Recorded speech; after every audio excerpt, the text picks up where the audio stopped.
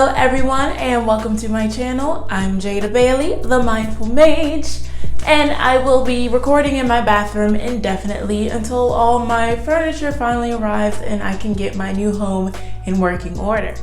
Now it is Witchy Wednesday, so let's get into some witchy stuff, okay? Today, I will be giving you my advice or my top 7 tips for beginner Christian witches. New baby Krista witchies. And I mean, you don't have to be Christian to take on some of these tips. You could just apply it to whatever faith that you are, or I mean, no faith at all. Judgment free zone, you do you, boo. So, yeah, let's get started.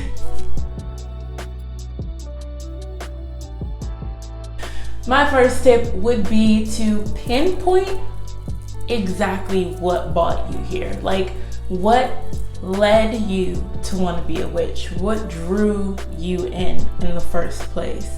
Identify that, because I'm not here to judge or police, but if you came into wanting to do this because you want to harm people with curses or hexes, or take away people's free will by casting like love spells to make somebody fall in love with you, or for someone to give you a job or promotion or whatever, I wouldn't recommend proceeding, just because it's a dangerous path. It's a dangerous way to start if those are your intentions.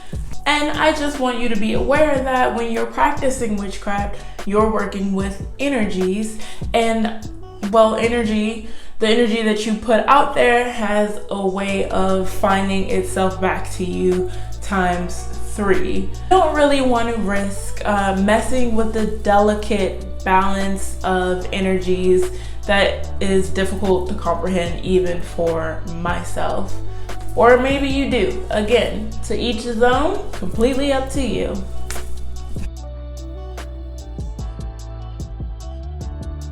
Tip number 2 would be to read, watch, listen, study, learn as much as you can. Okay, there is an abundance of information out there, too much information out there, and it can be equally as frightening as it is exciting. But the world is your oyster, okay? So take your time with it.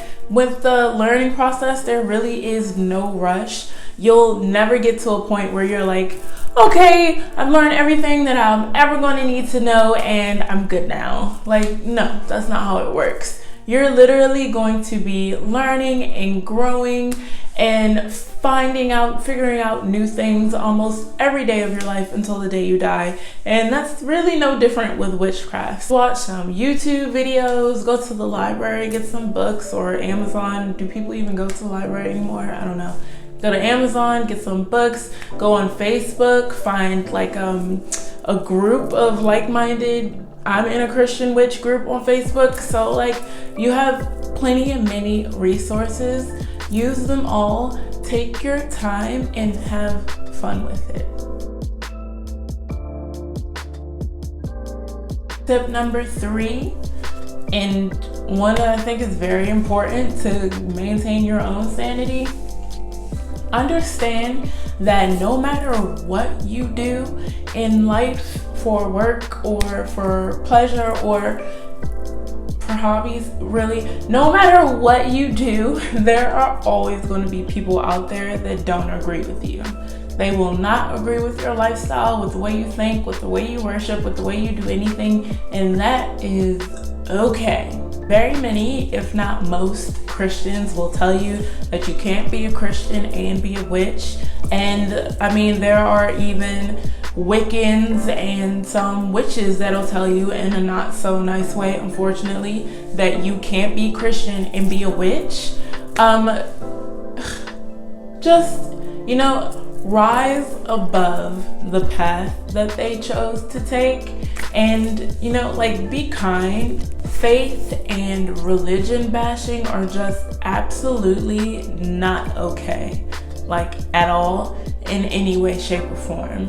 If it's not for you, it's not for you. Cool, fine, accept that and go on about your business. I say that to those out there that don't agree with me, and I say that to you if you come across anything that you might not agree with or you wouldn't necessarily do in the same way.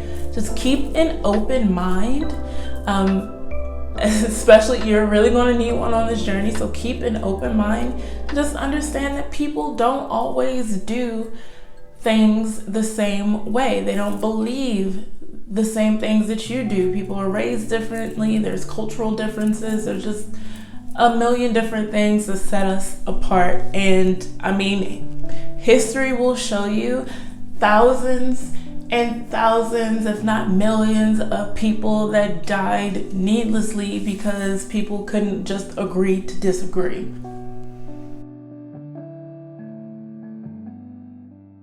Tip number 4 would be to keep your faith close to you, okay? Keep it close to your heart and close to your mind at all times.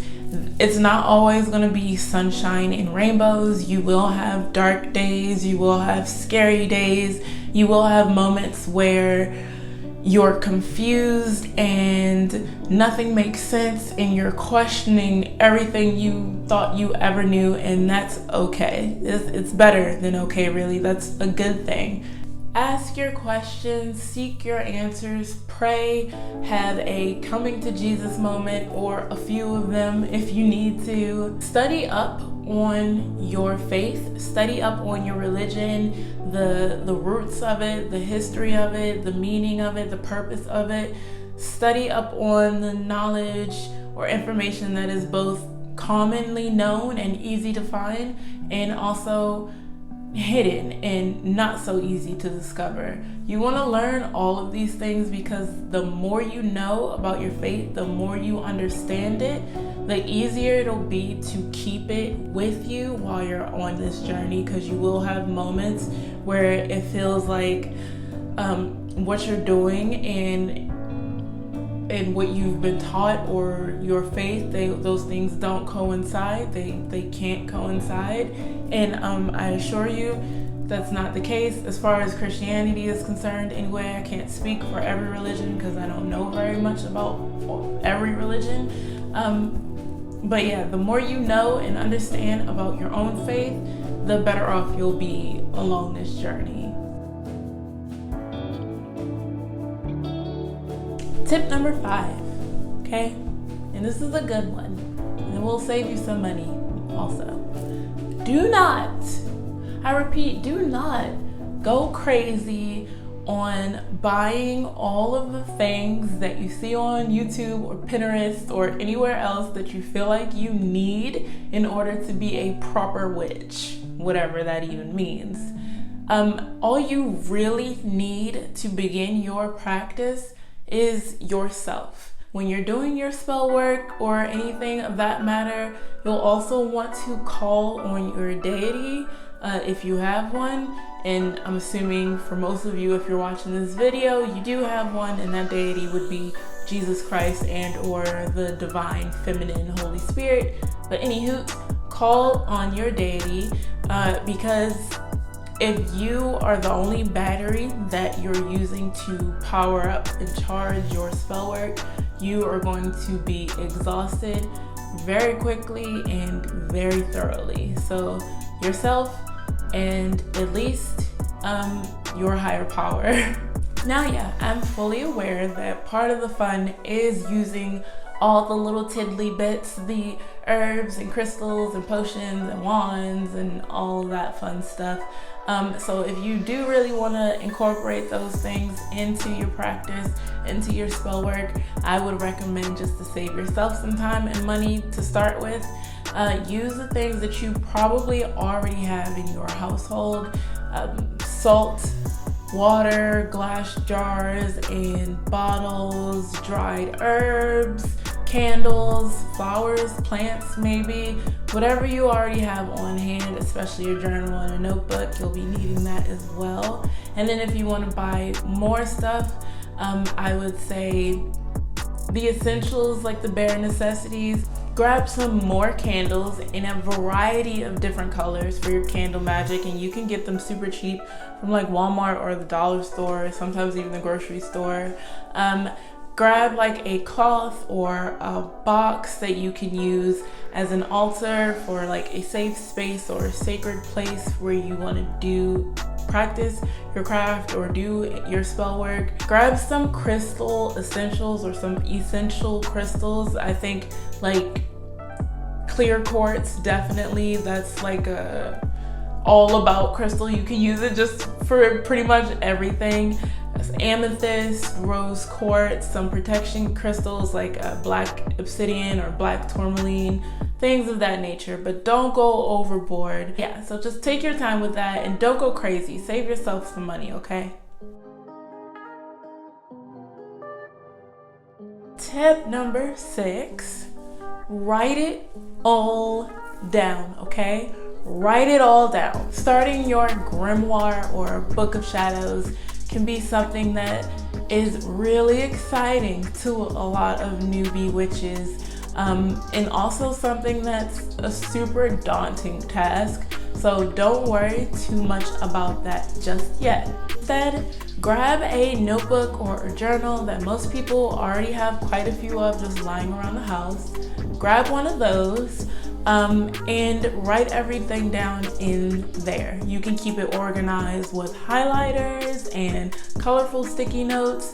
Write down what you practiced today, what you learned today. Write down what you learned about crystals, each of the different crystals and their magical correspondences and meanings. Write down the same thing for your herbs, for any sigils that you learned or any sigils that you created for yourself.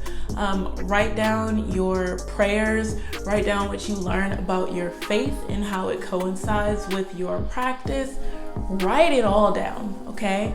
You want to do this, and this is very important, not just so that you have a resource for the wealth of knowledge that you'll be bringing in, that you'll be soaking in, so you have a resource for that, but also so you can track your own progress along your journey. Don't skip that step.